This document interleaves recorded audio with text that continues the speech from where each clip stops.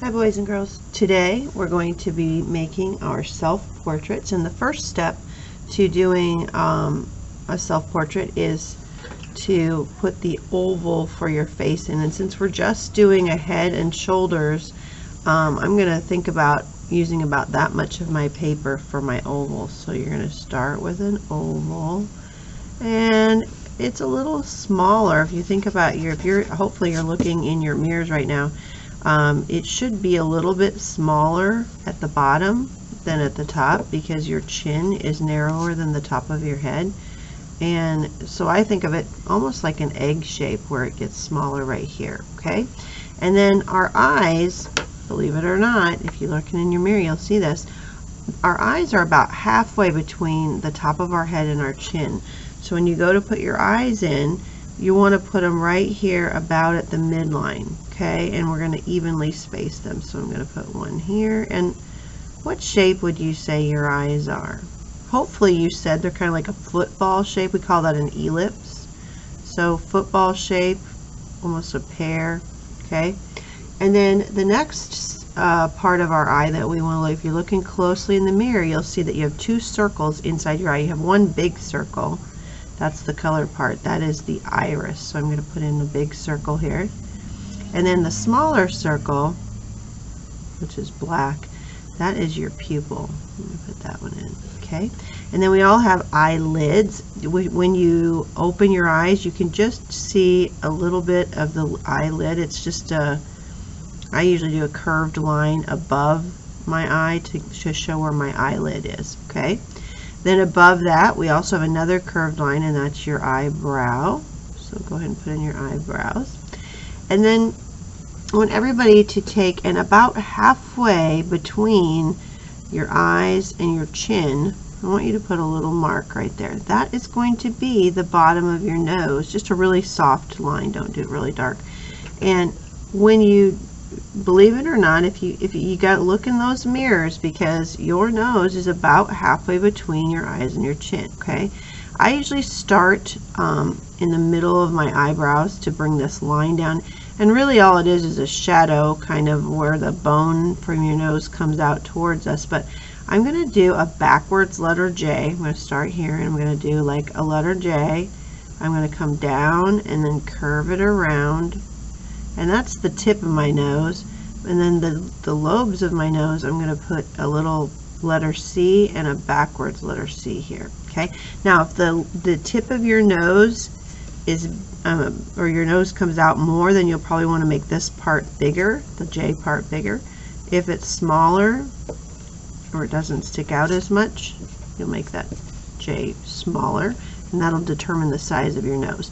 The outer part of your nose, though, should kind of come, if I was to draw a line straight down here, whoops, and I don't want to really actually draw that, but your lobes of your nose should come out.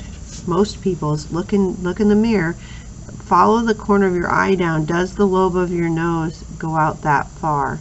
And I think mine does, so I'm going to move these out a little bit more so it looks more like me. Okay, then halfway between your nose and your chin, I want you to put another little line. That is the line between your two lips, okay? So I'm going to make it actually a little bit longer. I want it to go about as far out as the corner, as the middle of my eye on each side. So I'm going to make it come out here so it reaches down, because the corner of your mouth, if you follow the corner of your mouth up, should be about at where your eye is in the middle of your, or where your pupils are, okay? All right, now for top lip, it's kind of like two little mountains, or not mountains, little hills. A mountain would be way taller. I'm just going to do a little hill here and a little hill here to give the top of my mouth. And then my bottom lip is a curved line that's just a little bit more curved.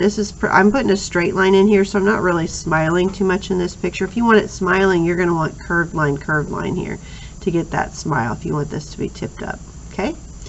Then your ears, they actually are, if you follow your finger, touch your eye and then go around, you should touch the top of your ear, should be right about the corner of your eye, and the bottom of your ear is somewhere between your nose and your mouth. I'm just going to make mine about here, okay? And then I'm going to follow this corner of my eye, that's the top of my ear, And there's the bottom. That one seems a little bit long.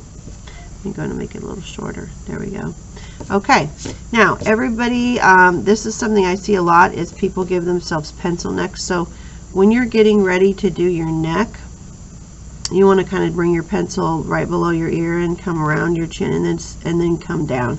Try not to do a little skinny pencil neck in the middle, okay? Your neck has to be big enough to support your head. You don't want it to be too small, okay? And then your shoulders, this is another surprising thing if you look in the mirror, they are about big enough that you could almost set your head on them. So if you take your fingers and measure the width of the head that you've drawn and then bring them down here, my shoulders would actually go right off the page. It would curve down right about here, so you wouldn't even see that. And the same thing over here. See, if I measure and I measure, it goes about like that. My actual shoulders would curve right here.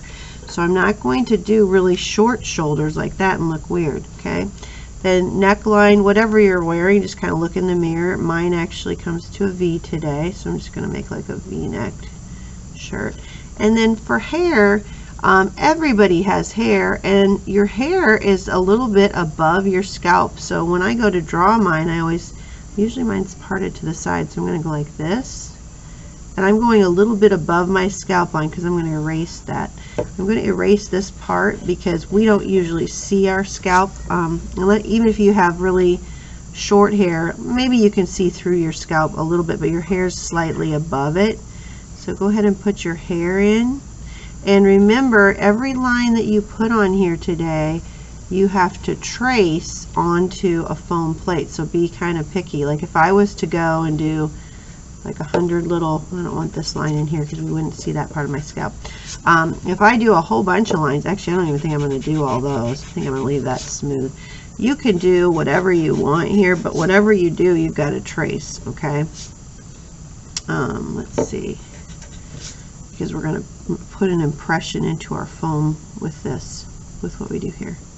Okay, well, if you have a ponytail, you know, you may want to put it off to the side because we wouldn't be able to see it, but sometimes I just do like a little ponytail holder and make the shape of a ponytail back here.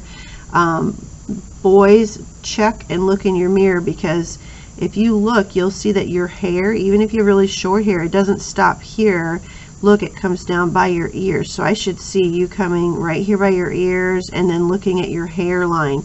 My hairline, I think it actually comes down more like this. Your hair, actually this comes down more too. If you look at the way that the line of hair is across your forehead, some of you might have like a zigzag line here, some might have a really straight line, some of you it might go up and come down. Look very closely in the mirror at how your hair looks on your forehead, okay?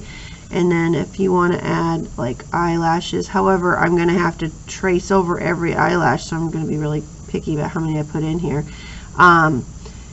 If you have freckles and you want to add those, or dimples, whatever makes it look like you. My part's not this big, I'm not going to make that like that. Okay, once you have that done, make sure that your name and class code are on the back. And next week we will be putting these into our foam. Let's see, you're probably in 3A, or you're in 3B, or you're in 3C.